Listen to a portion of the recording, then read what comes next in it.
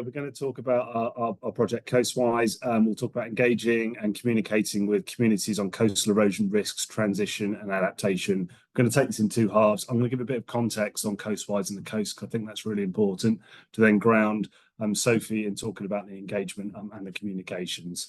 So we just go next slide, please. There we go.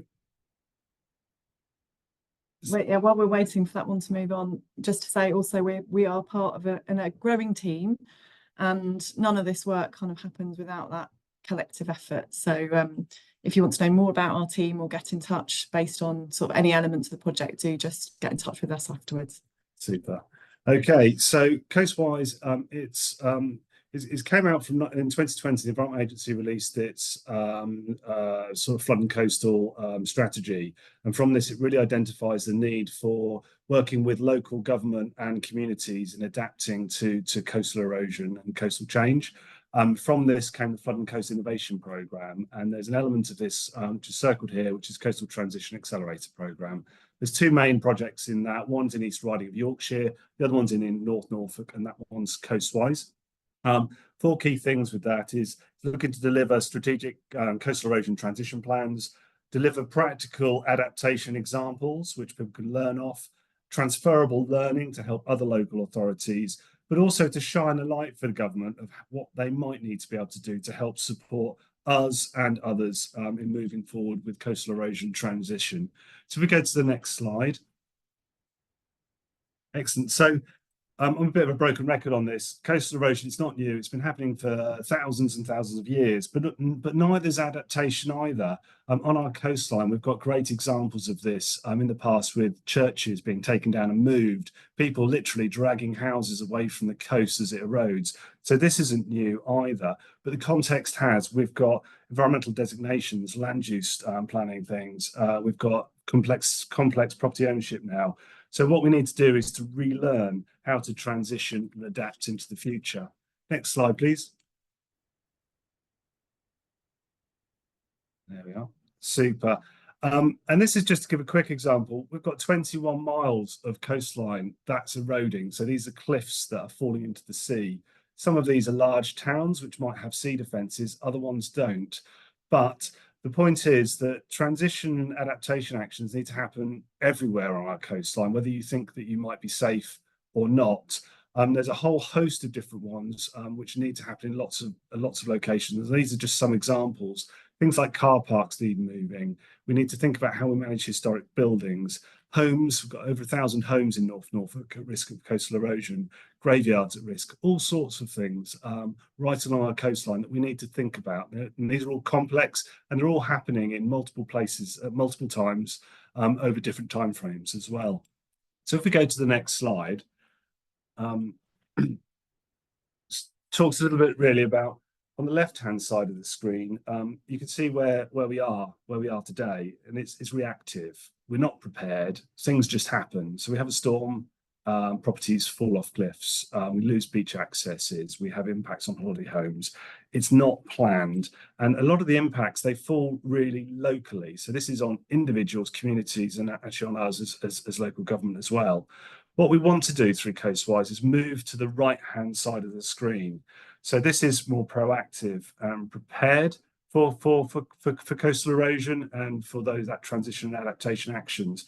And the thing is, we know we can do this. We've worked with communities before. We've helped them with replacing community infrastructure like village halls, and businesses move like holiday parks. We have replaced houses and car parks and public toilets.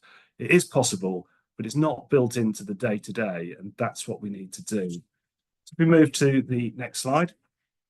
I think it's just important as well, when we talk about sort of coastal change, we often use the words transition, adaptation, and resilience, and these get interchanged a lot and confused and mixed up. So we're also trying to help define these, and we see that the transition is the process that we're going through using adaptation actions, and the resilience is the outcome. It's the capacity of people, places to be able to do this and to be able to keep doing this moving forward into the future. If we just move on to the next slide. Just want to give you an example. Here's a place. This village is called Haysborough, not how it's spelt, and it's internationally known for coastal erosion. We've lost probably getting on for 40, 50 homes here in the last few decades. The left-hand side, there's all sorts of different activities that we're doing here and looking into here and in other places. But some key ones here are people's homes. Yeah, this is a really emotive sort of area. We've got homes which are on the cliff edge. And so we're doing specific work with those most immediately at risk and putting options in place for them to choose. So they've got some choice about what happens into the future. We've got to look at the properties and the homes which are more at risk in the medium term, the longer term. What options could be available to them? The church is a Grade 1 listed medieval building. It's really important to the village, but how do we lose that well? Because we are going to lose it. And the graveyard around it, it's still active. People are still being buried there, but is that a good idea? Let's explore that. Let's explore what we might need to do. And there's infrastructure in this village which need moving, car parks, play areas, footpaths, and they all add up to basically making this place remain viable, remain vibrant, and a good place to live into the future. But as a local authority, we don't have all the powers or the duties to do all this, but we do want to help these communities as well. And this is where we need to communicate and engage really, really well. So I'm going to pass that over to Sophie. Thank you. Next slide, please. So we've got quite a complex context on the ground, as Rob's so capably explained, but the setting for the project is also as an innovation programme. So we have the challenge of kind of starting with actually a relatively short timescale to do a huge amount on the ground, but also nationally in setting precedent, informing policy, laying out the kind of recommendations for government in terms of what needs to happen next to really start operationalising the ability to do adaptation in coastal places on the ground around lots of these challenges. And so we really see, we've kind of got the engagement on the ground, we've got that kind of national level thinking and engagement capacity that needs to be part of the project as well. So all the way through the design of the project, right from the beginning, we have been working to embed this kind of capacity and capability within the working of the project, so that on an everyday basis, we are really proactively doing our best to engage in the best way that we know, looking for new ways to do things and constantly learning. So I think I tried to boil down the kind of the ethos of our work into 3 concepts. One is co-creation, and there is a definition that we've tried to put together there, but really the spirit of the project is in working with others to ultimately create a better and bigger capacity at different scales to actually be doing adaptation ultimately beyond the project window itself, so that it's got a really strong legacy. Within the project practice, we're constantly adapting ourselves, learning, experimenting, trying to be critically thinking about what we're doing. And then the third one is innovation, and thinking about, actually, we don't quite know exactly what we're doing in this project at all times, because it's very much about learning, listening, working with others to identify what the challenges are and what the kind of pathways forward are, and how to then enact those. So those are really 3 core concepts. That's led us on to thinking a lot about how you set up kind of comms and engagement. And we've got a number of objectives and principles here, which I'm not going to laboriously go through because you'll obtain a set of these slides. But as well as kind of ultimately delivering on our outputs, which is ways of kind of co-creating transition, so ultimately sets of plans and resources and guidance for others. We want to be developing capacity on the ground so that that legacy is built in, and we've actually changed normal practice and business as usual during the course of the work that we do. And that works at lots of different levels. So there's a lot of thinking around how you structure the engagement, how you put that together, and it's been a real learning curve for us. Onto the principles, I think one of the things we've really learned is that there's a lot to be said for having really sort of solid foundational ways of working, and to really think transparently about how you make your work meaningful, how you actually enact being facilitative in your engagement to enable others. So lots of the things Louisa was saying, we were kind of wanting to cheer her along in the previous presentation, because there was so much there that we really kind of resonated with. So there are lots of words there around kind of being reflective, working in an equitable way, and so on. Next slide, please. This is a bit of a busy slide, but it just gives you a sense of the structure. And this is, again, something that Uta picked up on, is that any kind of particular mechanism for engagement or any method that you use always does really need to sit within a kind of broader plan. And we have realised that there are a huge range of different types of activity spanning comms and engagement, which then need to all speak to each other. And the only way that we can really kind of do that in a coherent way is to kind of map it out. And also, for efficiency's sake, if we're producing a leaflet, the leaflet needs to be kind of well branded. It's got to link to what's on the web page. It's got to be kind of consistently produced so that the key messages are really consistently coming through the project, so that we're effectively showing what we're delivering and what we're doing, and all of that kind of thing. So there's that kind of strategic point, which I think it takes a lot of time to do, and that I'm going to present some sort of lessons in a couple of slides time, just to bring that to life a bit about what we've learned along the way. I'm going to pick out a couple of these things just to give you a little bit more fruit or food for thought. So Coastwise cafes is one of the kind of main mechanisms for engagement that we've got as part of our approach.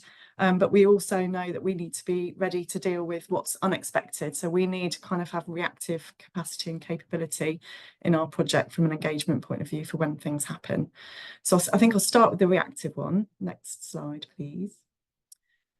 On Easter weekend, we had a really large, substantial cliff slip somewhere on our frontage at a place called Trimmingham. And this rendered somebody's home seriously at risk, overhanging the cliff edge, in fact, and there was a lot of media attention. So we found ourselves in a position of being very concerned about the homeowner and having to act quickly to support a process of making that property initially safe, empty, working with the homeowner to make sure he was kind of well cared for in that instance, and dealing with an incredibly significant media storm around the same time. So we had to work as a local authority together with lots and lots of different teams to really coordinate that, to think about how to handle it, and to be really ultimately quite proactive in managing media and creating a narrative around adaptation that was positive. We made a really strong choice to do that and invested a lot of effort in doing that. So that was a kind of that was a learning curve as well, but it was something that I think we handled ultimately quite well on the face of things.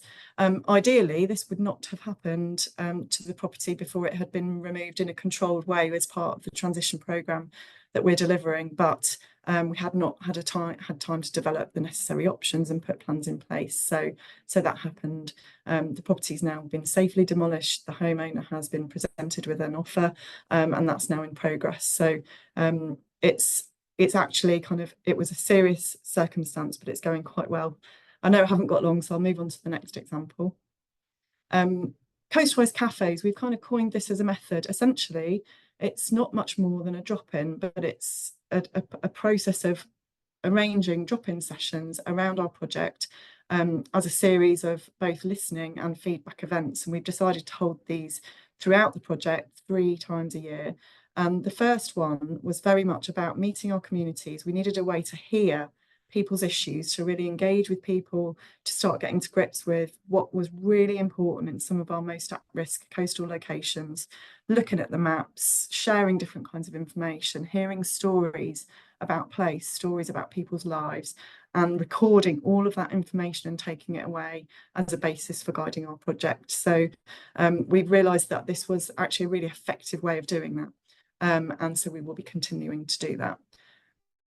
Coming up, next one, please. And that just gives a few points around the learning that we have kind of experienced. I suppose we're 1 year into our project. We've got until March 2027 to deliver an awful lot, but we have been really meticulous about recording our progress and extracting learning. And I think From an engagement point of view, one of the striking things has been the need to create capacity from the off, because engagement is a huge resource in a team. In a project like this, it really needs to be catered for. And I think even people who aren't on the face of it, engagement can be extremely good at this, really skilled. And so I think trusting and using the team, coming full circle to our front page, which had the picture, has been really important for us. Thinking about accessibility and continuity so that people know that you're not just kind of parachuting in for a kind of one-hit wonder and going away again has been really important. Embedding engagement really well into the project or the programme, and adapting things, learning as you go, and being quite self-critical has been something that we've been trying to do. It's difficult, but it seems to be important. And being honest and brave, really, and trying things, but evaluating, learning, recording, and sharing, because there is no one size fits all, and every context is really different.